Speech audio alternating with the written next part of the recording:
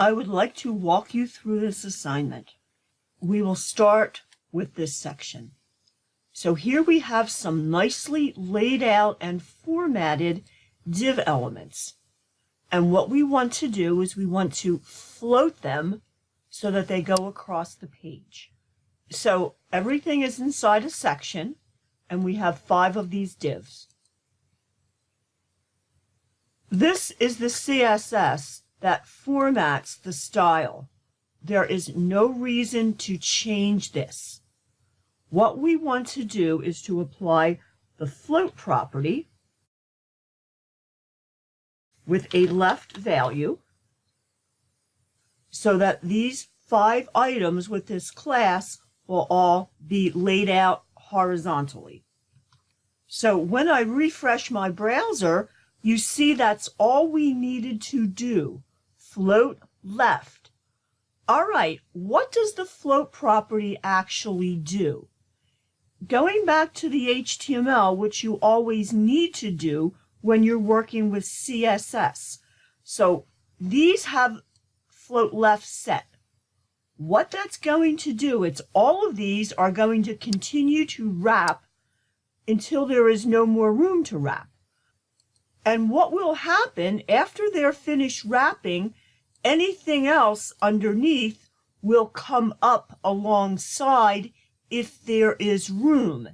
In this case, that is exactly what is happening.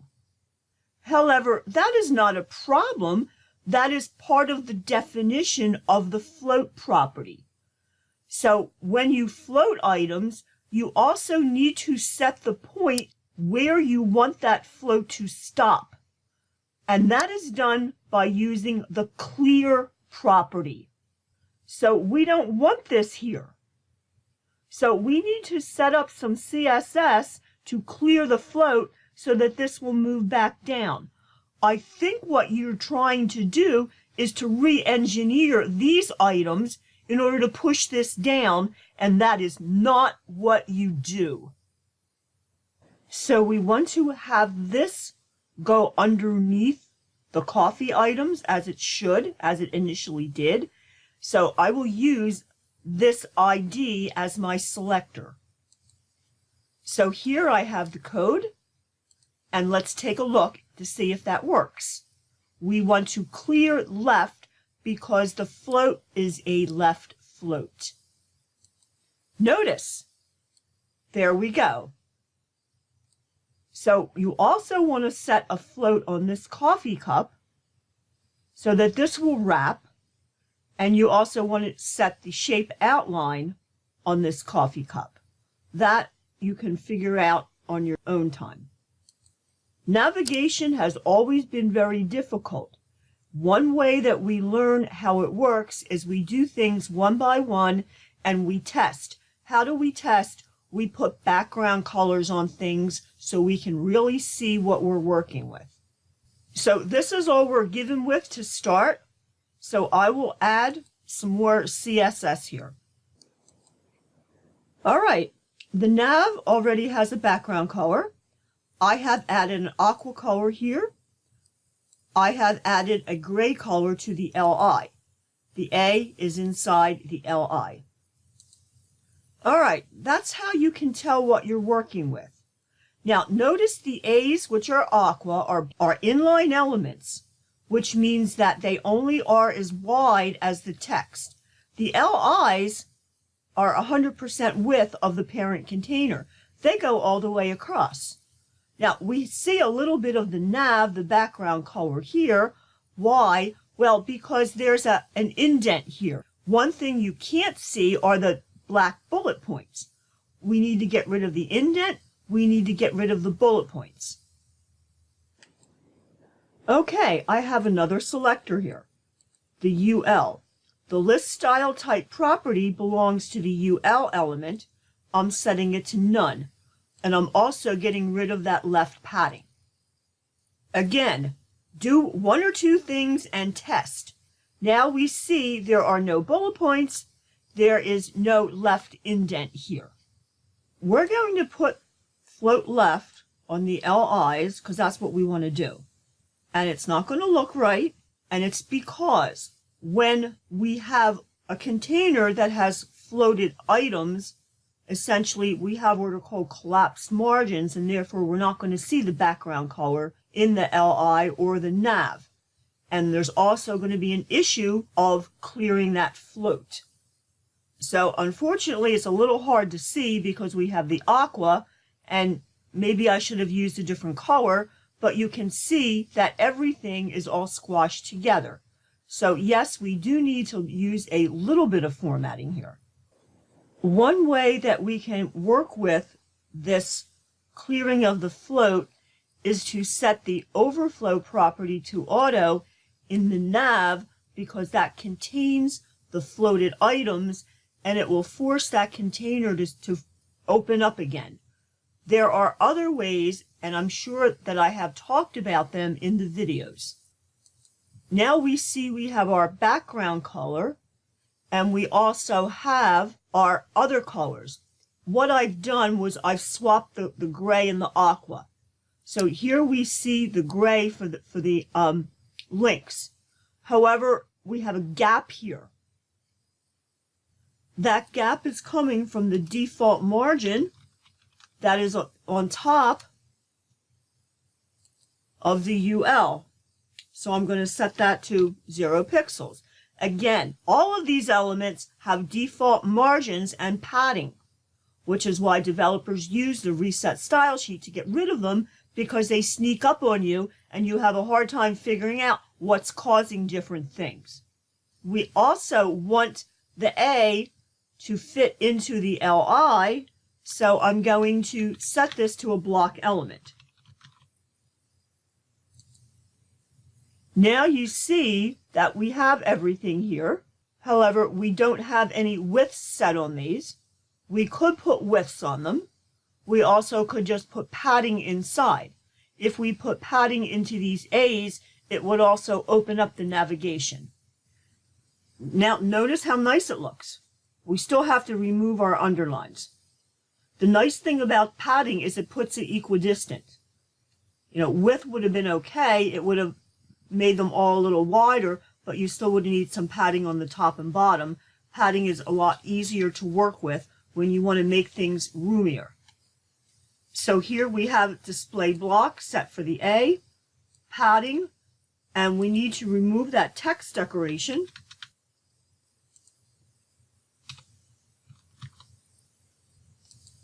Okay, here we go.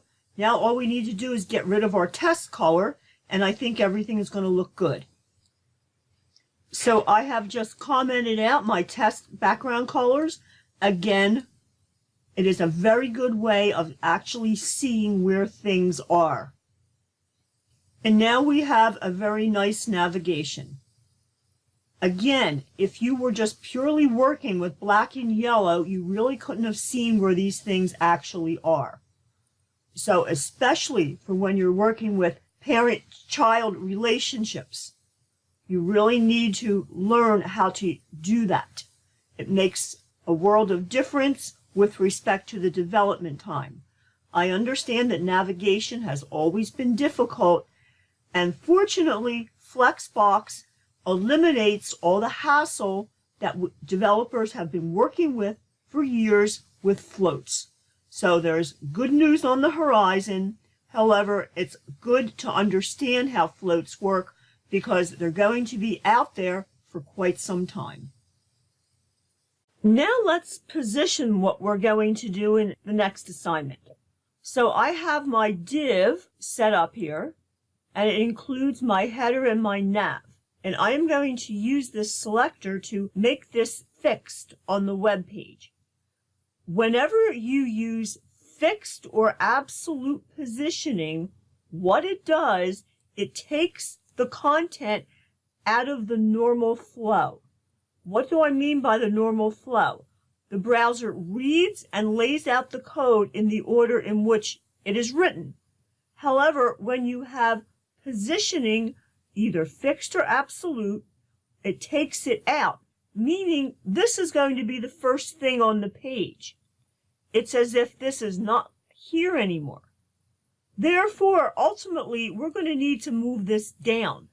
because at this point, it's all the way at the top. Whenever you use fixed or absolute positioning, and I misspelled this, you need to set a top left or a top right or a bottom left or a bottom right coordinates. So this is saying it's going to be in the 0, 0 upper left-hand corner of the browser. If you don't, it's going to mess things up. You do not need to do this for relative positioning. So let's take a look at what we have so far. We may need to make some adjustments, but again, do one thing at a time so you can see what's going on. All right, doesn't look wonderful. However, as I said, the figure now moves up top because this is removed from the normal flow. It's as if it's superimposed on top of the web page, which is technically what it is. So we're kind of looking at a three-dimensional layout here. Because it is no longer part of the web page, it doesn't know how wide it has to be. So therefore, whenever you're working with a fixed or absolutely positioned item, you need to set the width to 100% because by default it will not fill the window unless you tell it to. All right, so I have my width. I'm also going to put a background color to fill everything in. All right, there we are. So a little bit of work still. What do we mean by fixed positioning? We mean this thing is going to stay exactly where it is and everything else scrolls. Now, sometimes you need to set what's called a z-index, and it doesn't hurt to do it anyway. We don't seem to need to do it, but I think we might when we start working with these coffee items. So I'm setting a margin top on my figure so that I have some distance on the web page. It's not at the top of the page. And I set my z-index to 1. It's just a relative unit. 1 is higher than nothing. Actually, I needed 250 on this.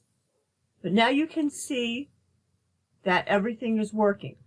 All right, now what we want to do is we want to take these paragraphs and superimpose them after the image, on top of the images.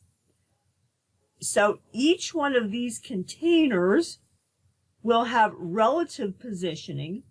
This paragraph will be absolutely positioned to the container. Notice that our banner was positioned according to the web browser. We don't want to position this according to the web browser because the width of the web browser might change. We want to position it according to its parent, so the parent gets relative positioning, this paragraph gets absolute positioning. Again, we go back to the HTML. So every one of these divs with a class of product is relative position. The P, it's the last P, is going to be absolutely positioned. Okay, so we have our class of product, which is where we have our left float, and I'm going to add position relative. I do not need any other coordinates. It just needs to be a positioned parent so that I can absolutely position the child. So this is my product, the last P, position absolute. I do need a couple other coordinates. I want them at the bottom on the right. There is some default padding in there. Leave it alone. We're going to put a background color and a color on this so we can see it. All right, notice here's our position items. Again, they're taken out of the normal flow and think of it as being on top of the web page in a three-dimensional type of layout. Therefore, the browser doesn't know how big it is, how wide it is. So we need to make it a width of 100%. We can throw some padding in there, and we can center the text, and I think it will look nice. I set my width and my alignment, so let's take a look at it. So here we are. If we wanted to move this down, I think we can by setting a margin on it. And we want to put padding on the top and bottom because we don't want it to extend across here. So here I have my padding, my margin, and if I take a look at it, looks pretty nice. Again, the margin doesn't have to be all the way down. You can adjust it so you move it up and everything scrolls nicely. So here we have our fixed positioning and our absolute positioning.